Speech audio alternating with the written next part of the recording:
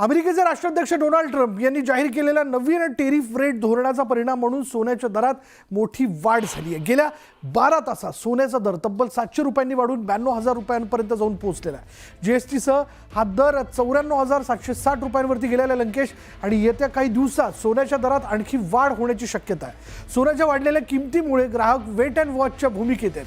काही ग्राहकांनी वाढत्या किमतीमुळे मोठ्या प्रमाणावर खरेदी टाळली आहे, तर काही जणांना आपल्या खरेदीचं बजेट पुन्हा ठरवावं लागतंय।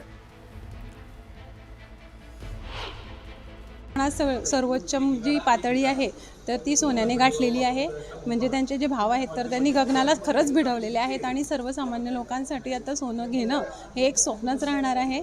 आता मी सुद्धा आज घ्यायला नाही आलेली, तर जे जुनं आहे तेच नवीन करायला आलेली आहे, तर त्यात सुद्धा मला वरून पैसे टाकावे लागत आहेत।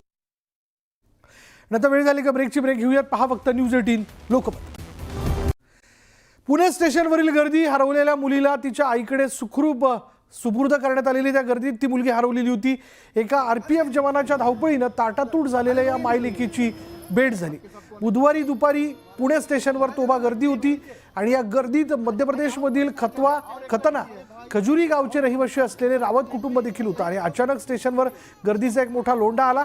यामुळे रमेश कावत आणि आई सीता कावत यांची मुलगी ज्ञानवी नजरेआड झाली। ज्ञानवी हरवल्यानं तिचे आईवडील कासावीस झाले, पण त्याच वेळी तिथे गस्तीवर असलेले आरपीएफ जवान संतोष जाय भावे यांची नजर रडवेला ज्ञानवीवर पडली आणि ती हरवली असल्याचं त्यांना समजलं। संतोष यांनी चिमुकलीला कडेवर घेतला आणि शोधाशोध सुरू केली। यानंतर काही वेळातच ओळख पटवत ताटातूट झालेल्या मायलेकींची संतोष यांनी भेट घडून आणली।